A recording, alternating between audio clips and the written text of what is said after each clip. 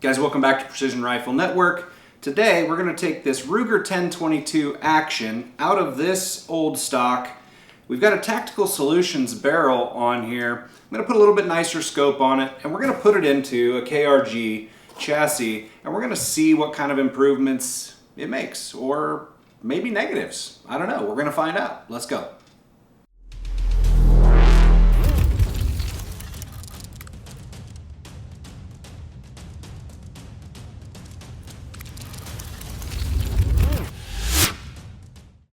Alright guys, first step is going to be to get this scope off and the barreled action out of this stock.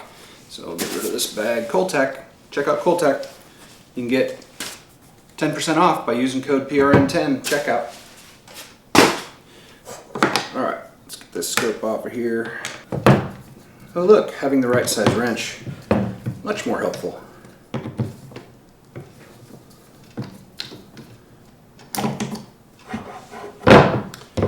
Okay, set that aside.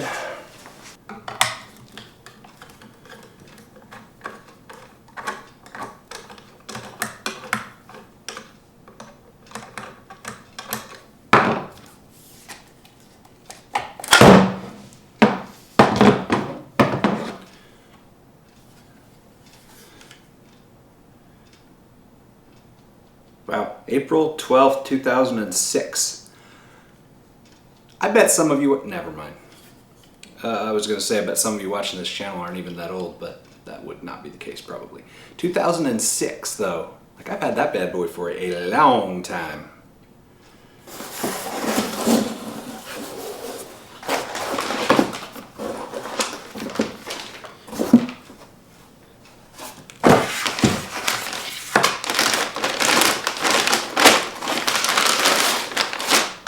Yeet.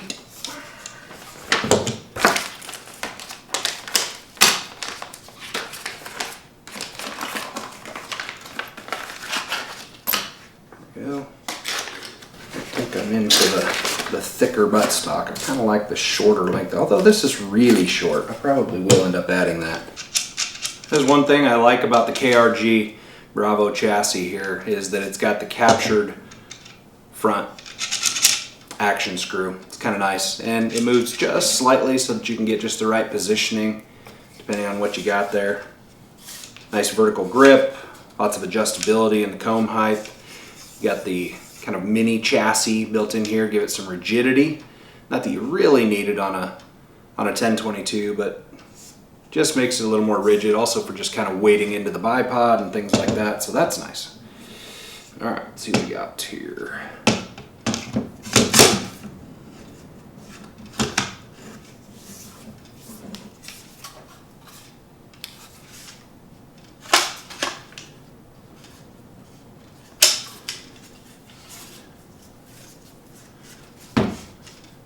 Let's get that kind of snug, and then we'll snug. Ooh, I like the way that looks.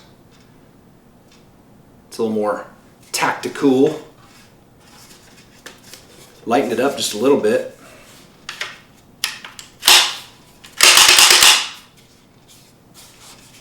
Yeah, love that vertical grip. Thumb shelf kind of built in on that. Ooh, that's going to be good. Torque this guy in. There we go.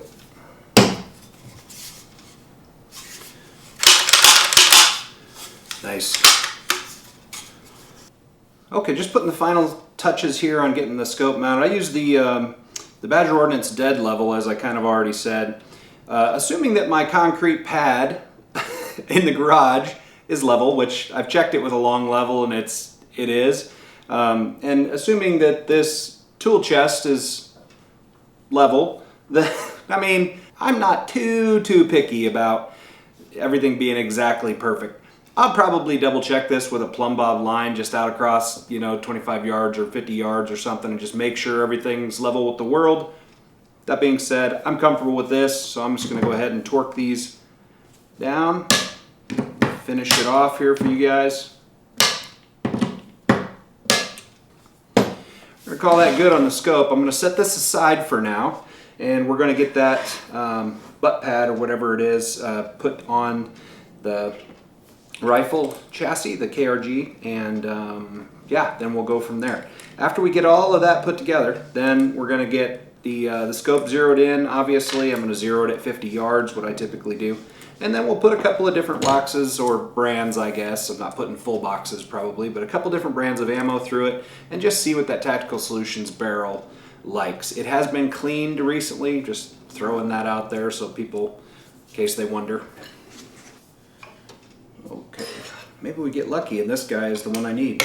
Oh, look at that. Thank you, KRG, for making screws the same size that you use elsewhere in your product. That's super helpful.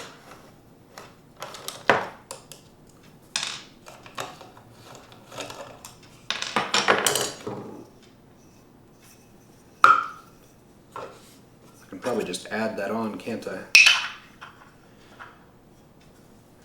With these longer screws. Hey, look at that.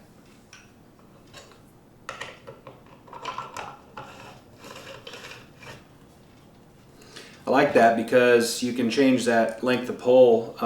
You know, some people are just shorter framed, you know, women, kids, whatever. Some guys just like to run it shorter too.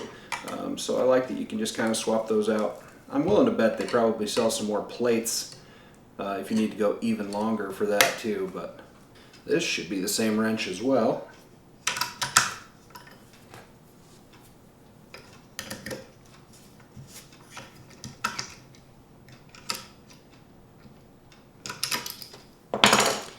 I haven't backed out far enough, I can tell that right now.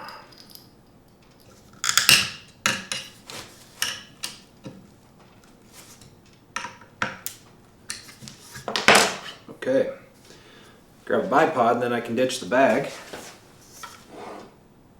Oh, I'm gonna have to take that guy off, aren't I? Sling swivel stud. It's gotta go. I won't be using it anyway. Would have worked well if all I had was an Atlas bipod, or a Harris bipod. I guess I could have just thrown my Harris on there, but I'm not a huge fan of that much pressure on just this one little point. So I usually ditch those in favor of the Arca.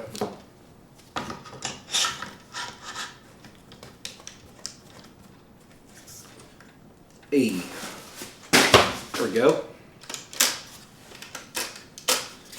Alright, now she's shaping up. So next we're going to get our scope base put on there. I went with a Leupold 20 MOA, so I'm going to get that properly attached and adhered to there, and then we'll get the scope mounted on, and then we'll finally get some shots downrange through this thing. Okay, we are back at it with our rail here. Had to place the order for it and run out to Midway. Thankfully I can cut the videos and make that disappear. So I'm going to go ahead and just get this guy properly installed here. Just a little bit of thread lock on each of these.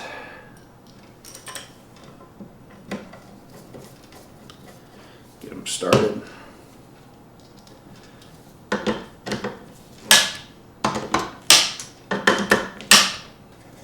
I'll obviously give that some time to dry. I'll cut the video, yada yada. We'll be back in just a second with that. So, okay, and so we're going to go ahead and get the scope put on here.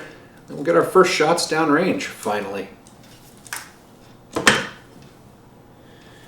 I usually got to go somewhere further back, but this actually is a shorter length of pull on this regardless. So I'm thinking I'm probably going to be somewhere in there. I will readjust for you guys though. And that guy's going to look good. Let's get that just shoved in there. See if that's going to be all right with our eye relief here.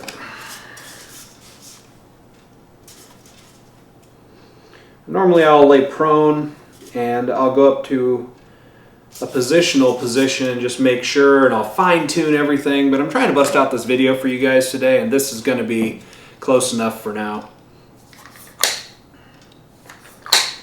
Torque these mounts on real quick. Make sure we're pushed forward here.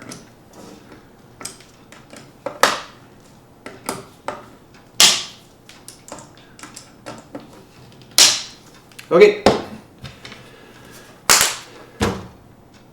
Let's go shoot it. Okay guys, so I've got the target camera running here. You guys should be able to see the impacts on there. I'll roll those in as B-roll over the shots. I'm going to be using the rifle match, the SK Red Box. I'm going to try some Federal Premium Gold Medal match and some Norma TAC 22 match as well. I am going to zero it in with the SK Red Box because I just estimate that this is going to be the one that I run with. It's just what I have the most ammo of. So this is just to get the scope zeroed, and I hope we are somewhere on paper. Otherwise, this is going to be annoying. So let's go ahead and get this going on here. So I'm going to put one shot into the ground like at about 25 yards just to see if I'm anywhere close to where I need to be here. Pretty close actually. I'm going to come up a couple mils. This one's going out to the 50-yarder. See if we can get her on paper here. I'm going to hold the center dot and we'll see what we get. And I'm putting like no influence other than the trigger into here, and I'm holding it with my forefinger, but I'm trying to make this as close to prone as possible. So here we go, center shot. Okay, and you can probably see the shot off to the right there. So if I measure that,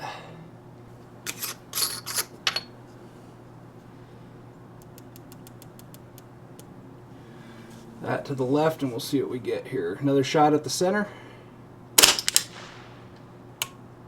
I went about halfway left of where I wanted to be.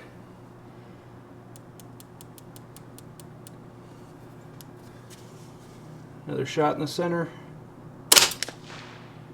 Okay, I'm not sure what was happening with that. We'll try again.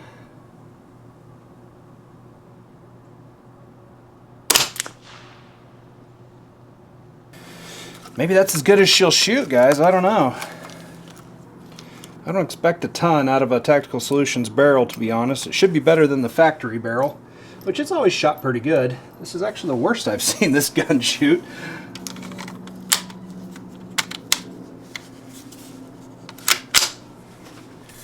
I'm going to bring in a small tripod for some rear support here, just in case it's me that's got the problem here.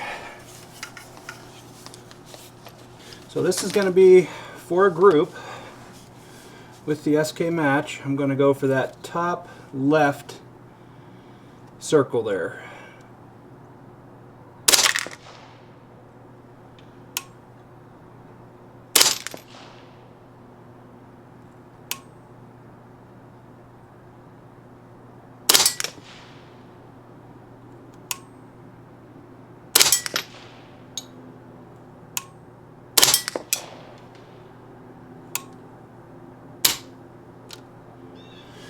Okay, well, the one obvious flyer, we'll switch to another ammo here, which hardcore 22 guys are going to cringe right now that I'm not like swabbing out the barrel and doing all the things to make sure one doesn't interfere with the other, but sorry guys, I'm just not that committed to the process, I guess.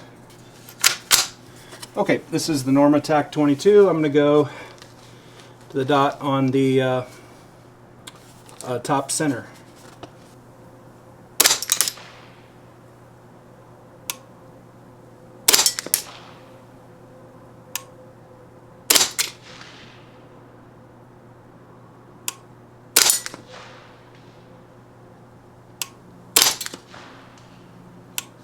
Alright, that shot a little better. And now the Federal Gold Medal. Top right dot.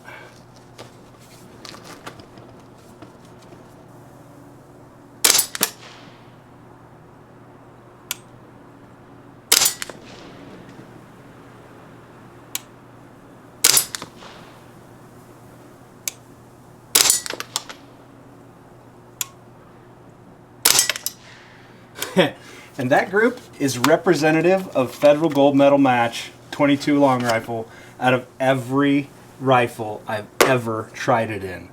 That stuff just flat sucks.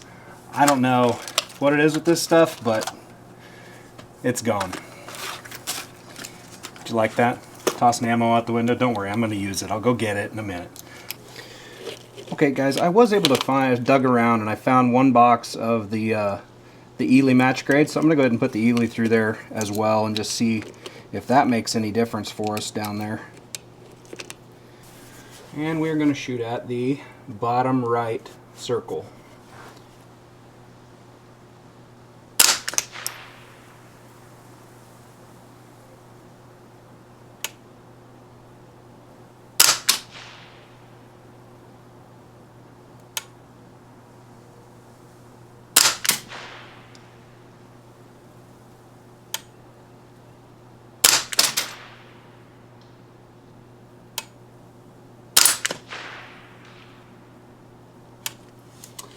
Interesting.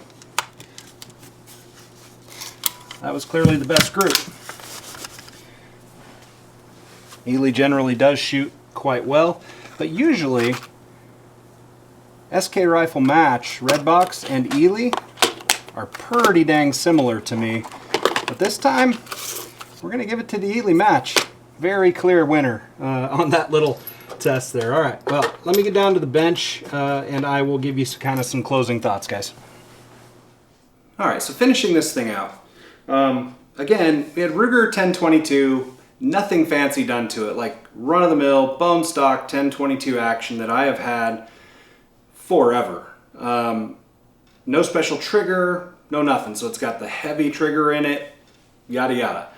I'm not trying to say anything necessarily by saying that, because you saw what the groups were from the Ely. Like, that's not really a trigger issue, right? That's an ammo barrel combination. It's a shooter issue. And the Ely was still able to print a 1/2 inch group at 50 yards, which to me, with this barrel and a heavy trigger, shooting positional out of window is pretty acceptable for a Ruger 1022. So again, we've got the KRG Bravo chassis here, which I swapped out from that stock, which was a good stock. It's wood, but it's a thumb hole. The thing was from 2006, so like ancient, you know what I mean? And I've probably had this 1022 longer than that, because as I remember, I bought this as a bone stock 1022 and that kind of synthetic crappy stock that they all come in.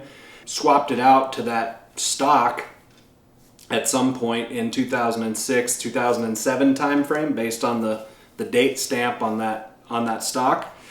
At some point between then and now, I took the standard barrel off and put this Tactical Solutions barrel on, which I thought was an awesome barrel at the time. And I'm not saying they're bad, but there are better choices, right? If I were to get a proof pre-fit, let's say, for this, it's going to shoot even better than that. And so, great gun. Put a little piece of Picatinny rail up underneath here so that I could use my Atlas Cal bipod up on the front. I like the KRG Bravo chassis.